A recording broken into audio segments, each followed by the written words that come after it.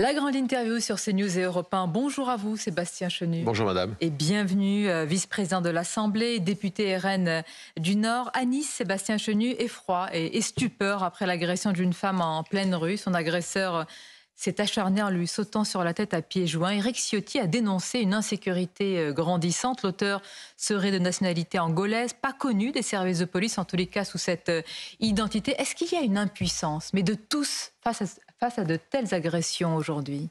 Il y a surtout un manque de courage politique depuis très longtemps, puisque on a des hommes politiques, des ministres de l'Intérieur qui se succèdent, et Gérald Darmanin ressemble aux autres en cela, qui font beaucoup de constats, qui essayent de mettre quelques rustines, mais qui ne traitent jamais les causes. Or, vous pouvez traiter les conséquences, essayer de vider l'océan avec une petite cuillère. Si vous ne traitez pas les causes, et en l'occurrence, l'immigration est une cause de la délinquance. Et aujourd'hui, d'ailleurs, tout le monde fait le lien entre immigration et insécurité. Ce lien, il existe. On peut rappeler les chiffres des émeutiers, le nombre de personnes, par exemple, qui étaient étrangères, ne serait-ce qu'à Marseille, dans les émeutes. Elles étaient majoritaires. Donc, on voit bien qu'il y a un lien. Et à partir du moment où ce gouvernement, comme les autres, refuse d'affronter, de traiter les causes, alors il est amené uniquement à mettre des rustines et à voir éternellement les choses recommencer. Vous ne pouvez pas faire la promesse de zéro agression, vous ne pouvez pas faire la promesse de zéro immigration. Malheureusement, il se passera toujours de telles agressions. Est-ce qu'il n'y a pas quand même une impuissance enquistée? Non, je ne crois pas, parce que ce qu'on peut faire comme promesse, c'est d'une autre politique, c'est d'une autre volonté. C'est de s'attaquer aux causes. Sur l'immigration, vous savez bien le discours que nous portons avec Marine Le Pen, avec le Rassemblement national. D'abord, ce discours, c'est d'aller demander aux Français ce qu'ils souhaitent en matière de politique migratoire, s'ils veulent plus d'entrées, moins d'entrées, s'ils veulent l'expulsion des étrangers délinquants, s'ils veulent qu'on régularise des étrangers. La première des choses, c'est peut-être demander. Et puis, la deuxième chose, c'est une fermeté. Aujourd'hui, cette fermeté, nous ne l'avons pas. Et on voit que le ministre de l'Intérieur est en échec sur beaucoup de choses. Les OQTF, les obligations de quitter le territoire français, ne sont pas appliquées. La lutte contre la drogue, il parle beaucoup. Il n'agit pas. Il en a parlé hier, à l'aune malheureusement d'un terrible drame et la mort à Marseille de cette jeune femme, victime, comme on dit, collatérale d'une balle perdue chez elle, dans sa propre maison. Le ministre de l'Intérieur a annoncé dès novembre l'implantation d'une nouvelle unité de CRS. Et puis Sébastien Chenu, c'est peut-être là un changement de paradigme. Il a pointé la responsabilité des consommateurs. Est-ce que vous faites de même et est-ce que vous irez jusqu'à dire que ces consommateurs de drogue, de cocaïne, eh bien, ils ont un peu de sang sur les mains aujourd'hui? Alors, plusieurs choses. D'abord, Gérald Darmanin, il y a déjà 3 ans, nous disait « je vais fermer tous les points de deal ». 3 ans. Où en sommes-nous aujourd'hui? Les policiers disent qu'ils sont démantelés et pas forcément reformés. Donc on voit bien qu'il y a cette problématique. Vous reconnaissez rien sur ce sujet? Non, parce qu'il y a des annonces, mais en réalité, on affecte des moyens pour gérer les conséquences, et encore une fois, on ne traite pas les causes. Les causes, cette drogue, d'abord, elle vient bien de quelque part, et elle est importée. On le voit bien, elle est importée de pays du Maghreb, elle est importée de pays d'Amérique du Sud, donc il y a une problématique de frontières. Quand on ne gère pas ces frontières, eh bien on laisse importer n'importe quoi, et en particulier cette drogue qui ne pousse pas dans les champs des campagnes françaises jusqu'à présent. La deuxième chose, il y a une responsabilité des consommateurs, et moi je suis pour qu'on sanctionne très durement les consommateurs, et il y a une espèce de petite musique presque bienveillante ou qui relativise la consommation de drogue. Qui dit j'entends ce que vous dites. Dans tous les milieux, y compris dans ces milieux, dans ces élites. Le monde politique, le monde des médias, le monde du showbiz, où finalement fumer un joint, ce côté récréatif n'aurait pas de conséquences. Si, bien sûr, ça a des conséquences. Moi, je suis très hostile au fait qu'on puisse un jour ou l'autre légaliser, parce qu'évidemment, le vendeur de drogue aujourd'hui va pas se mettre à son compte pour payer une TVA. Mais quand vous dites punir très sévèrement, ça veut dire aller jusqu'à où? Parce que est-ce que vous faites un lien clairement entre le consommateur de drogue et des victimes comme celles dont on vient de parler? Mais bien sûr, et je pense qu'il faut punir très sévèrement dès le début, c'est-à-dire la consommation d'une drogue illicite par définition doit être sanctionnée dès la première fois. On doit effectivement aller au-delà simplement des PV dont beaucoup ne sont pas payés, on le sait très bien, il y a beaucoup de PV pour consommation de stupéfiants qui ne sont pas payés. Ça veut dire que notre réponse, elle n'est pas bonne, elle doit aussi s'accompagner de politiques de prévention, expliquer aux plus jeunes les dangers pour la santé, pour la conduite, etc. Donc c'est un ensemble ensemble qui doit être fait, mais le laxisme qui préside, le fait de fermer les yeux sur les consommateurs, sur la consommation. Je vous rappelle que... Est-ce que vous êtes sûr, pardonnez-moi, que s'il y a répression ferme sur les consommateurs, ça va marcher? Est-ce qu'il y a un exemple, je ne sais pas, un pays modèle Écoutez, qui pourrait nous inspirer en tous les cas, ça marchait ailleurs? En tous les cas, les pays qui ont fait l'inverse reviennent sur leurs décisions aujourd'hui. Donc, essayons cette politique de grande fermeté, accompagnée d'une politique de prévention. Je le répète, je ne veux pas être caricatural, mais quand vous voyez que toutes les villes de France sont impactées, que la première ville de France impactée par rapport au nombre d'habitants, évidemment, le nombre de faits par rapport au nombre d'habitants, le nombre de mises en cause, c'est une commune de moins de 1000 habitants dans le Nord qui s'appelle Tain-l'Évêque. Mais des communes comme Honfleur, Compiègne font partie des communes les plus impactées par les trafics de drogue ou par les mises en cause dans ces trafics de drogue. Ça touche aujourd'hui pas seulement les banlieues. Le ministre de l'Intérieur ou d'autres disent que parce que justement ils démantèlent les points de trafic dans certaines zones attendues dans les quartiers populaires, eh bien ça se disperse dans les villes moyennes et les campagnes. Moi je suis un élu du Nord, je n'ai pas vu un point de deal démantelé dans mon environnement, dans ma circonscription ou dans les endroits où il y a une facilité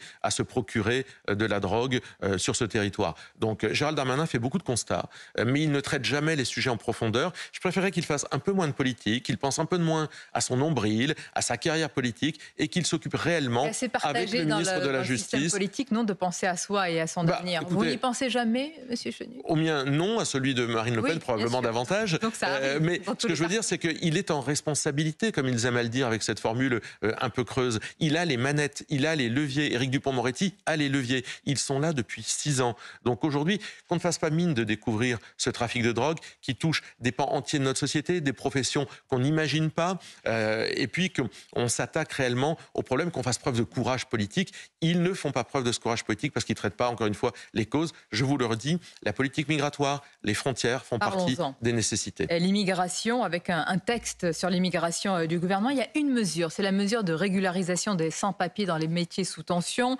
qui est au centre des enjeux, qui divise la majorité, qui est un point aussi, une ligne rouge pour la droite, pour vous-même aussi. Mais si vous étiez en responsabilité, que vous avez des personnes sur le territoire qui travaillent sans papier, qui payent les impôts, qui sont là, probablement certains avec leur famille, dans l'hôtellerie, dans la restauration, dans les vendanges, est-ce qu'il n'y a pas une forme, malgré tout, de bon sens à ce qu'il soit régularisé? Alors, Sébastien Chenu. Je connais cette argumentation qui est celle de vous mettre devant le fait accompli, de dire écoutez, ils sont là, ils travaillent, il faut se mettre, on est devant le fait accompli. Ça touche entre 600 000 et 900 000 personnes. Moi, je suis hostile à cette politique pour 2 raisons. D'abord, régulariser des personnes qui aujourd'hui sont là sans papier, sans titre de séjour, c'est ouvrir une voie d'immigration supplémentaire.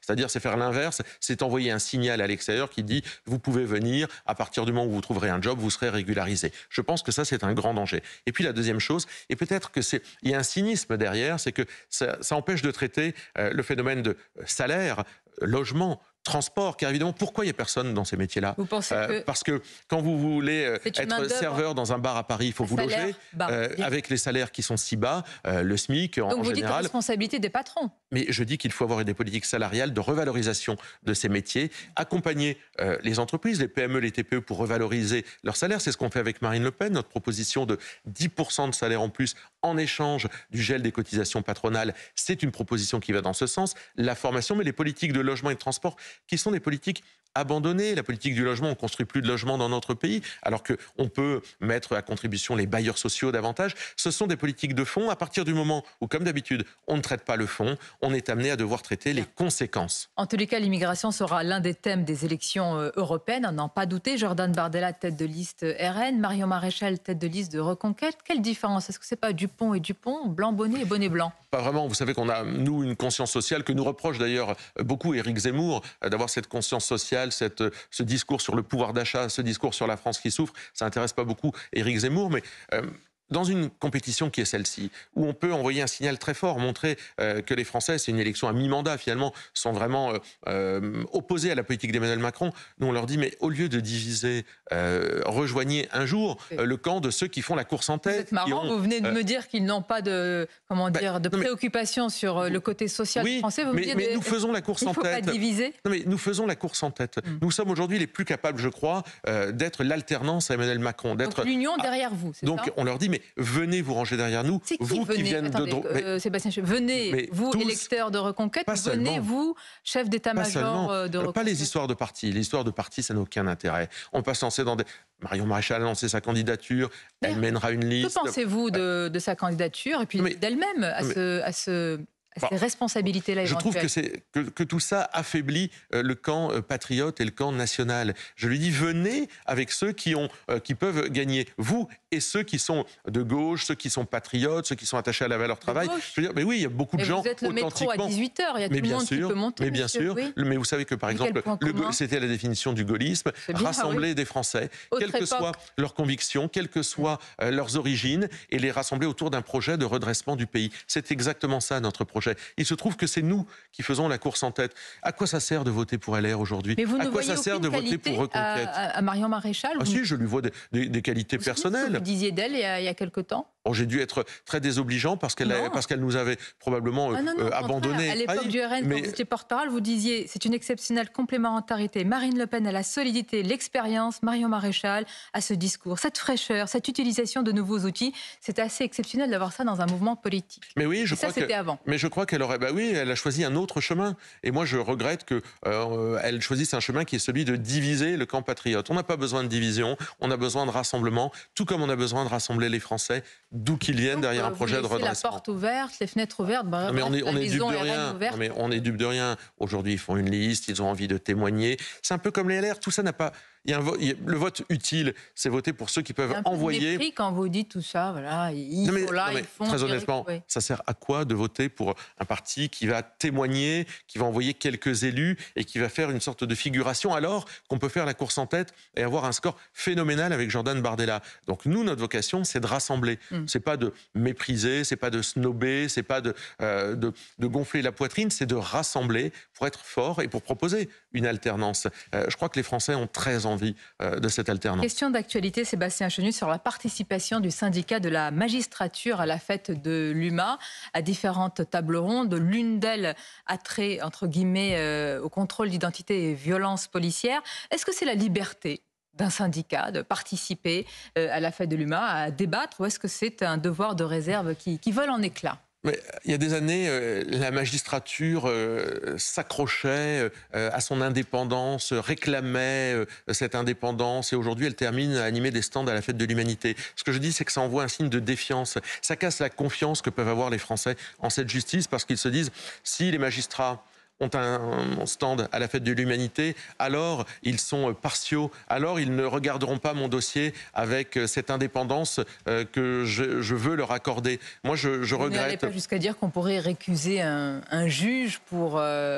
Non, moi je suis attaché à la liberté syndicale, mais le syndicat de la magistrature mène un combat politique. C'est le mur des cons, c'est un combat contre le Rassemblement national, c'est un combat à la gauche de la gauche. Ce sont des gens qui mènent un combat politique alors qu'on demande à la magistrature une liberté, une indépendance pour regarder les faits avec le plus d'objectivité possible. Ils sont en dehors, ils font de la politique, ils ne font plus de la justice. Vous permettez, Sébastien Chenu, un petit quiz de fin d'interview sous forme de clin d'œil, car lors d'une précédente interview chez nos confrères de Sud Radio, vous avez peiné à citer le taux de TVA. Je vois que ça vous fait sourire ce matin sur les produits de première nécessité. Je suppose que vous avez révisé depuis. Je l'avais surtout répété 200 fois dans ma vie, et donc il y avait eu ce petit bug. Mais c'est vrai que je suis pas un politique doit tout savoir. Tout savoir. Ah bon, et je ne suis pas un comptable. C'est vrai que nous, notre but au Rassemblement national, j'ai rien contre les comptables, mais c'est de trouver des solutions pour sortir les gens de la merde. Facile. Je veux dire, c'est trouver des solutions pour changer sortir les gens de la difficulté. Il n'y a pas de question piégeuse, mais le taux de TVA sur l'essence, il est facile. Oui, il est à 20% aujourd'hui. On souhaite le baisser à 5,5%.